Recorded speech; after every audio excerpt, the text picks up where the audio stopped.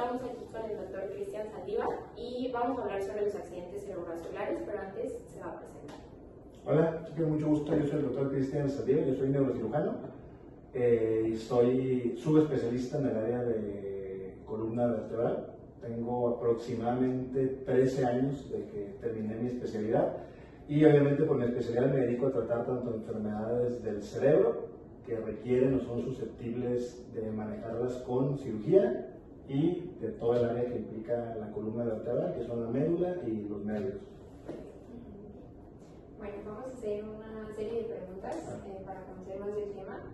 La primera, ¿qué signos o síntomas tempranos consideran más importantes de reconocer en un accidente cerebrovascular y cómo podemos actuar?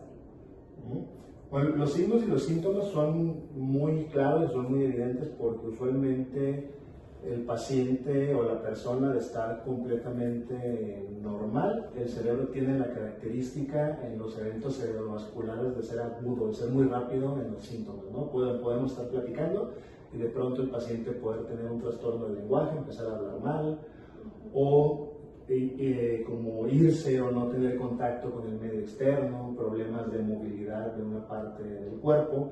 Pero para este tipo de signos y síntomas que es común y que para que las personas no médicas puedan identificarlo, existe un algoritmo en inglés que se llama FAST y así lo manejan en Estados Unidos y obviamente aquí en México se usaron las mismas siglas, ¿no? Que es lo primero, la F es face, identificar que el paciente tiene algún trastorno de la movilidad de la cara o algún tipo de parálisis facial, muy claro. ARMS, en el cual se enfoca más que al brazo en trastornos de movilidad en la mitad del cuerpo, ya sea el brazo, la pierna o ambas extremidades. Speech, que es el trastorno del habla. Y el último, que es la T, ese va prácticamente enfocado en el tiempo, time, lo maneja Estados Unidos, que es en el momento en que nosotros como familiares o como personas no médicos identificamos estos signos, es el momento de hablar rápidamente al área de urgencias, ¿no? Entonces es cara, lenguaje y trastornos del movimiento, es lo básico para identificar un trastorno cerebrovascular. ¿Qué tan difícil es diferenciar un accidente cerebrovascular con otro tipo de emergencias neurológicas en los primeros momentos que se presentan y pues qué herramientas nos pueden ayudar a hacer esto más rápido? Para identificar un problema cerebrovascular, la característica es la rapidez en que se presenta. Por ejemplo, problemas como tumores cerebrales que van a generar inflamación cerebral y que pueden dar los mismos signos y síntomas, usualmente no van a ser tan rápidos o tan agudos. Son pacientes que van presentando los síntomas paulatinamente, dolor de cabeza y poco a poco van teniendo el problema del lenguaje y poco a poco van perdiendo la movilidad en la parte del cuerpo. Y el problema cerebrovascular, siempre hay que quedarnos con esa idea muy clara que es rápido.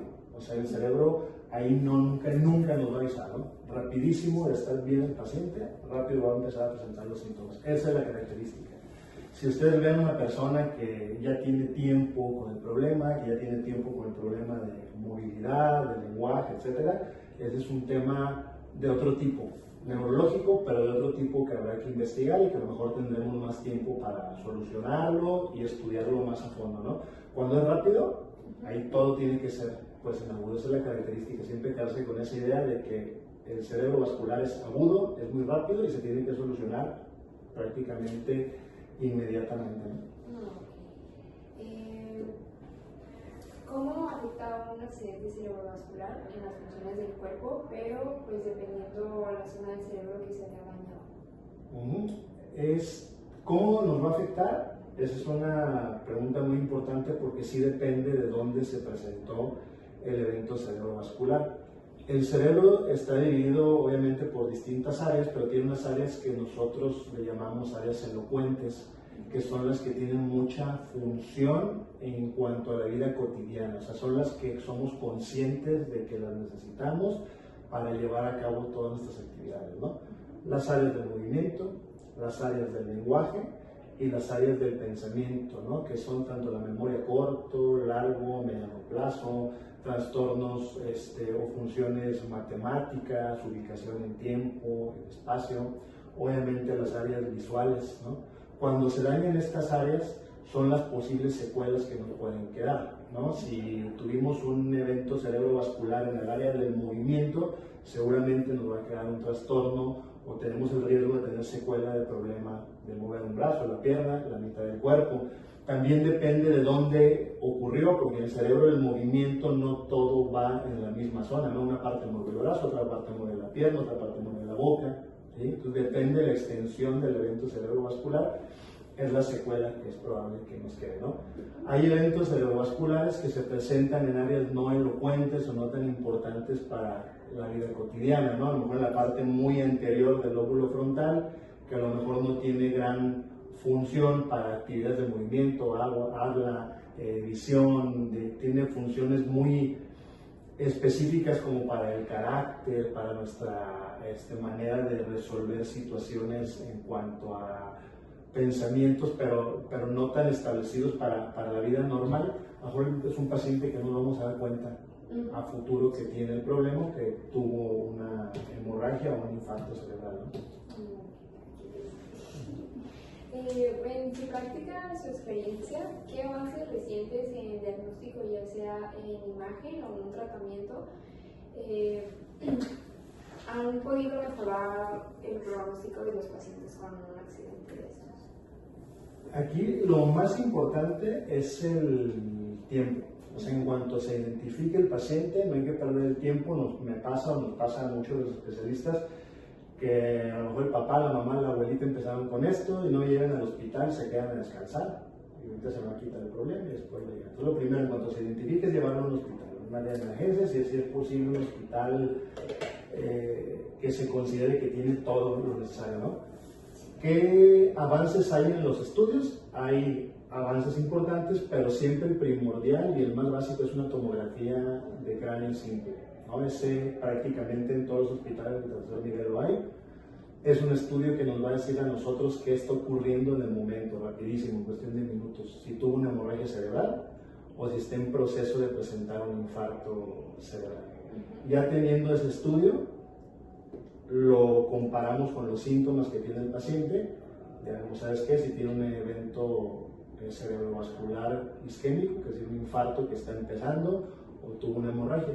Y a partir de ahí ya podemos empezar con un tratamiento y a partir de ahí podemos ahondar en otros estudios que a lo mejor nos tardaría más tiempo para el diagnóstico, como una resonancia magnética, como una angiografía cerebral, que es pintar los vasos sanguíneos del cerebro para ver por qué ocurrió.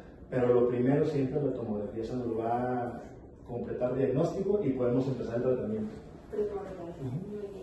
Y pues, ¿cómo se crea un accidente cerebrovascular, ya sea de isquémico o hemorrágico? Ahí es muy importante esa pregunta porque son los dos tipos que hay nada más, ¿no? Es un evento isquémico y un evento hemorrágico. El evento isquémico es porque una arteria de las que va al cerebro y que nutren a nuestros hemisferios cerebrales, tallo cerebral y todas las zonas del cerebro, se tapó, ¿sí? Algo ocurrió en el cuerpo que generó un coágulo y ese coágulo se fue al cerebro y por el tamaño que tiene, en algún momento se atoró en una arteria y evitó que la sangre llegara ahí. Entonces el cerebro va a sufrir por la falta de llegada de oxígeno. Estos coágulos, ¿por qué se pueden producir? Se pueden producir dentro del vaso sanguíneo, es decir, que el vaso sanguíneo tenga placas de colesterol. Esas placas de colesterol se rompen por el mismo flujo de la sangre y se forman coágulos donde se soltó la placa de colesterol. Entonces se va creciendo ese coagulito y por el mismo flujo de la sangre se suelta y va a dar al cerebro. Otra causa es que se formen embolismos cardíacos, es decir, que una persona tenga algún trastorno cardíaco, una arritmia, y al quedarse estancada la sangre dentro del corazón se empiezan a formar coágulos intracardíacos y con el mismo flujo sanguíneo de los latidos cardíacos se van soltando émbolos a distintas partes del cuerpo y el cerebro pues, es uno de los órganos afectados, ¿no? Eso es por el lado isquémico. Por el lado hemorrágico, ¿qué es? Que un vaso sanguíneo se rompió y al romperse obviamente va a generar un área de hemorragia dentro del cerebro y esa área de hemorragia pues, va a evitar de que llegue igualmente la sangre a las zonas donde tiene que llegar para trabajar esa hemorragia va a generar inflamación en una zona específica del cerebro y van los síntomas. ¿Cuál es la principal causa de hemorragia cerebrovascular? Hipertensión arterial con mal apego al tratamiento, es lo más común. Malformaciones cerebrales, como un aneurisma cerebral, que es como un chipote que se le forma a las arterias, se puede romper y va a formar hemorragias, o malformaciones vasculares arteriovenosas, donde se forman como marañas entre arterias y venas, y eso evita mal flujo del cerebro y tienen riesgo de romperse, ¿no? Eso entre otras cosas, ¿no? Tumores cerebrales que pueden sangrar también y pueden dar síntomas de hemorragia cerebrovascular. Después de que un paciente sufre un accidente cerebrovascular hemorrágico y tuvo la posibilidad de seguir con vida, ¿cómo afecta en su vida cotidiana y tiene consecuencias muy graves? Sí, es, bueno, ambos eventos cerebrovasculares, el riesgo que tienen inicial, dependiendo obviamente de la magnitud, es que el paciente puede morir, ¿no? Cualquiera de los dos que sea, ya sea el isquémico o el hemorrágico. El tema de las secuelas, ahí es lo relevante, ¿no? Hay pacientes que sí pueden llegar a recuperar gran parte de sus funciones, o como decíamos ahorita, a lo mejor no afecta un área tan elocuente, a lo mejor le afecta un poquito el brazo, y por la secuela que va a tener es dificultad de movimiento del brazo, ¿no? Hay otros pacientes que sí tienen todo, ¿no? Problema del lenguaje, problema del pensamiento, de trastornos del movimiento. Todo va a depender de la secuela o del tiempo. Aquí siempre se hace mucho hincapié en el tiempo en que se diagnosticó y se le brindó tratamiento al paciente, ¿no? ¿Por qué? Porque las secuelas van a quedar establecidas de acuerdo a ese tiempo. Si yo me tardé más en resolverlo, es probable que esa secuela ya vaya a ser permanente. Obviamente estos pacientes, después de que tuvieron el evento, tienen que tener periodos de mucha terapia física para mejorar el movimiento, terapias neuropsicológicas o del lenguaje para mejorar su pensamiento y su habla, y que todo eso poco a poquito vaya presentando a lo mejor una mejoría. El cerebro tiene una característica, las neuronas pues específicamente, que se llama neuroplasticidad. ¿Qué es esto? Las neuronas no tienen la capacidad de volver a nacer como otras células del cuerpo, una vez que murieron. Pero como son células tan altamente especializadas, las células o las neuronas que viven aún tienen la capacidad en algún momento de hacer las funciones de las neuronas que murieron, ¿sí? A lo mejor no lo van a hacer el 100%, pero sí aprenden a hacer, y eso lo logran a base de estímulos, nada más. Por eso es tan importante la terapia de todo tipo. Es decir, un paciente que ya tiene una secuela, lo peor que se puede hacer es abandonarlo y tener la idea de que ya va a ser permanente y que ya no hay nada que hacer. O sea, la parte que nos queda es la terapia, y si habrá posibilidad de que mejoren, ¿cuánto? No lo sabemos tampoco, pero se tiene que hacer. Habrá quien mejora un 10, 20, 30%, y habrá casos prácticamente milagrosos que después de que tuvieron una falta de movilidad en la mitad completa del cuerpo, los ves caminando, ¿no? Sí existen esos casos, entonces siempre ahí es el tema de la terapia después de estos eventos. Perfecto. Y en base a su experiencia, ¿cuál de los dos accidentes es más frecuente, el isquémico o el hemorrágico? En general, por estadística, a nivel mundial, el más común es el evento isquémico. Siempre que un paciente presenta un evento cerebrovascular, lo primero que pensamos como especialistas es que va a ser isquémico, porque en porcentaje es entre el 80 y 85% de todas las causas. El otro 10-15% es el hemorrágico. Entonces, siempre, por ejemplo, que nos hablan a nosotros para una urgencia por datos de un EBC, lo primero que piensa uno es que va a ser una isquemia cerebral. Es muy alta la diferencia en el porcentaje. Okay. ¿Qué tipo de tratamiento o intervenciones existen actualmente para atender a un paciente con el evento cerebrovascular y mejorar su recuperación? Uno es el diagnóstico, por ejemplo, en cuanto a temas de evento isquémico, que es porque la arteria se tapó. Aquí obviamente, y otra vez regresamos al tiempo, ¿no? Si lo diagnosticaste antes de que cumpla 4 horas y media o 5 horas y media de que empezó el evento, hay muchas posibilidades, ¿no? Que hay, obviamente, ver de dónde se tapó la arteria, y a partir de ahí empiezan tratamientos de antiagregantes plaquetarios que se pueden dar, que es una trombolisis. Se aplica un medicamento por la arteria para tratar de romper el coágulo y que otra vez vuelva a llegar la sangre. O tratamientos ya más altamente especializados, que es una trombectomía, es decir, quitar el trombo directamente, y eso se hace por medio de cateterismos, se llama terapia endovascular. por el cual el especialista en esa área entra a través de una arteria, llega hasta el cerebro, hace una angiografía simplemente de contraste, pinta todas las arterias del cerebro y se logra identificar cuál es la que está tapada. Entonces ellos entran directamente ahí, pueden aplicar medicamento directo para tratar de romper el coágulo o traerse, quitar el coágulo, y pueden colocar stents, que son como unas mallas que se colocan dentro de la arteria para que tenga un buen flujo cerebral. Pero todo depende otra vez del tiempo. O si es buen tiempo, si lo captaron antes de 4 horas y media, se puede hacer. Actualmente se prefiere la terapia endovascular porque la trombectomía o la lisis de los coágulos por medio de medicamento tiene más riesgo, sí destapan la arteria, pero tienen riesgo de sangrar por el tratamiento, se convierten de isquemias a hemorragias.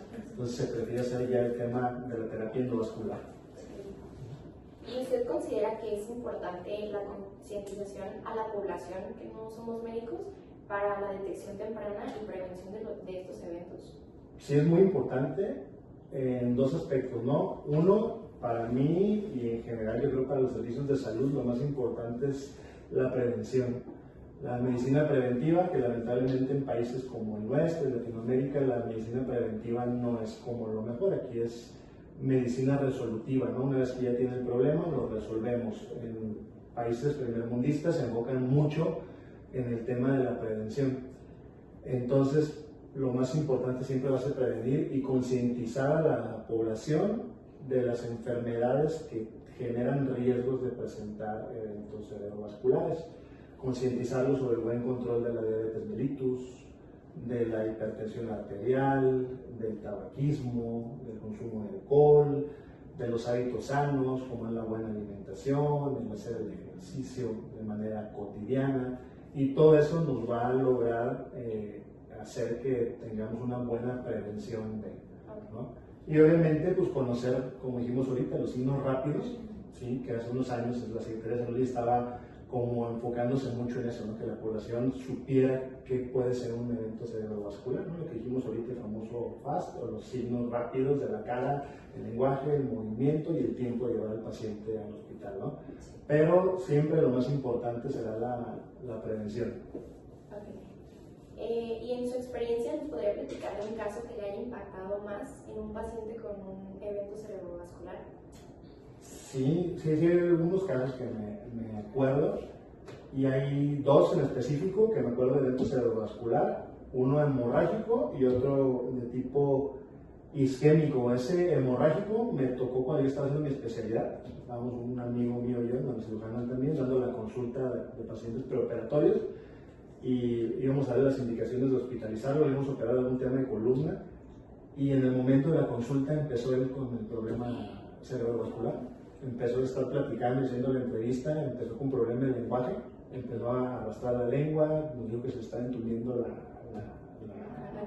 cara, y de pronto perdió la conciencia y se nos cayó en el consultorio.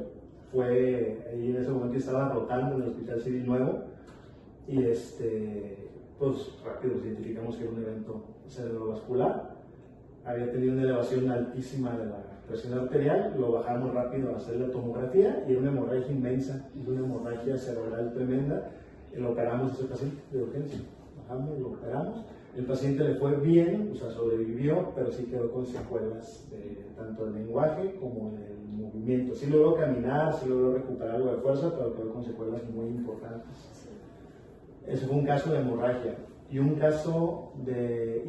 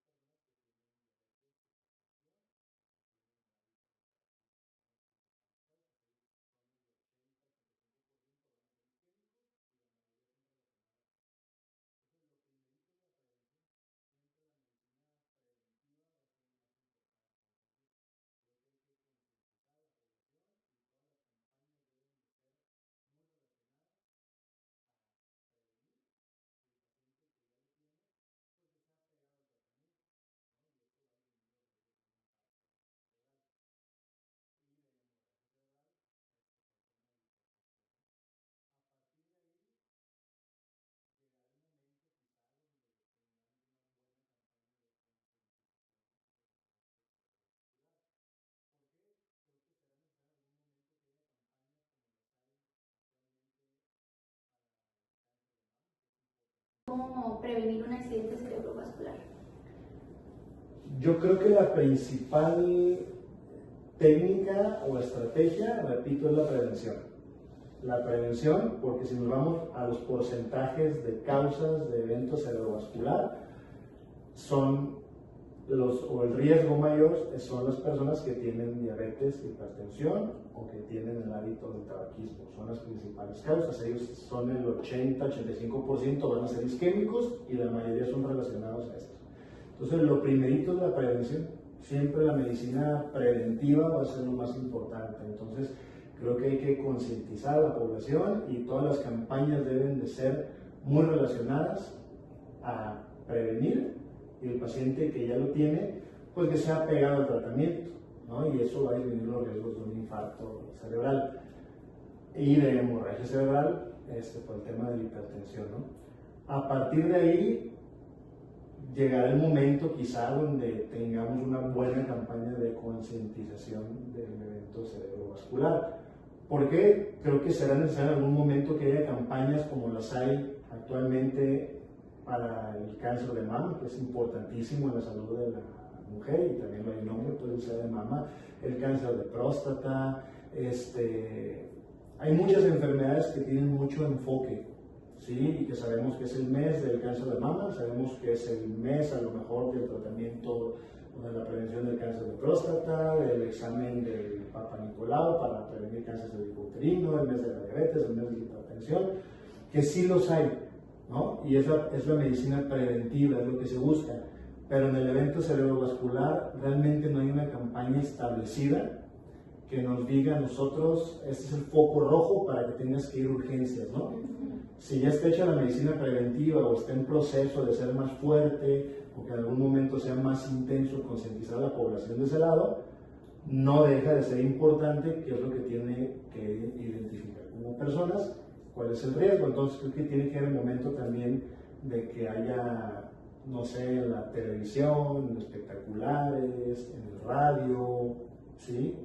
Irnos empapando de cuáles son los signos y síntomas de alarma para acudir rápido a un servicio de urgencias. Porque estos temas son de urgencia, no son de consulta, ni son de esperar una cita médica, ni nada. Estos temas siempre son por área de urgencia. Ok, perfecto. Hemos concluido con nuestras preguntas. Agradecemos mucho su tiempo y su atención a nuestras preguntas. No, gracias a ustedes por el tiempo, por el interés en estas enfermedades. Mi conclusión es que son de suma importancia los accidentes cerebrovasculares, ya que si no se detectan a tiempo pueden causar efectos muy graves o incluso hasta causar la muerte. Es fundamental conocer los síntomas y los signos para prevenir estos eventos y también tener buenos hábitos como el hacer ejercicio, el comer bien, el mantener nuestra presión arterial controlada. Gracias a estos buenos hábitos podemos prevenir muchos casos y prolongar y mejorar la vida de muchas personas. Bueno, pues cuando hablamos de accidentes cerebrovasculares tenemos que darle suma importancia, ya que es una de las principales causas de discapacidad y muerte a nivel mundial. En muchos casos también pueden prevenirse mediante el control de factores de riesgo como la hipertensión, la diabetes, el sedentarismo y el tabaquismo. La detección temprana de estos síntomas y una atención médica inmediata son fundamentales para reducir secuelas y mejorar el pronóstico de los pacientes. También es importante fomentar la educación y la conciencia sobre la prevención, el reconocimiento de los síntomas de alarma y la importancia de un estilo de vida saludable para disminuir su impacto en el ambiente. Conocer sobre los accidentes cerebrovasculares es fundamental no solo para los profesionales de la salud, sino para toda la sociedad, ya que representan una de las principales causas de muerte y discapacidad en el mundo. Saber reconocer los síntomas y actuar con rapidez puede significar la diferencia entre la vida y la muerte, o entre conservar la independencia o quedar con una discapacidad permanente. Este tema me hace reflexionar sobre cómo muchas veces damos por hecho que nuestra salud está bien, sin considerar que nuestros hábitos diarios como la alimentación, el manejo del estrés o el control de las enfermedades como la hipertensión pueden ser decisivos para prevenir un accidente cerebrovascular. También me hace valorar el papel del conocimiento, ya que entre más personas sepamos de este tema, identificar las señales de alerta y la importancia de la atención inmediata, más vidas se pueden salvar y la prevención comienza desde la conciencia. Bueno, pues mi conclusión de este tema es que los ACV son enfermedades muy complicadas y muy serias, que nos pueden cambiar la vida en cuestión de minutos. Y esto ocurre cuando el flujo de sangre pues se interrumpe, o sea, no llega al cerebro. Y pues esto puede causar daños severos en nuestras funciones del cuerpo. Pero esto lo podemos, o sea, evitar, o sea, por ejemplo, haciendo ejercicio, comiendo bien, evitar el tabaquismo, controlando nuestra presión arterial y pues entre otras. Y pues también es muy importante reconocer los síntomas y acudir de inmediato al hospital, porque una atención rápida pues puede salvar la vida y reducir las secuelas de esto.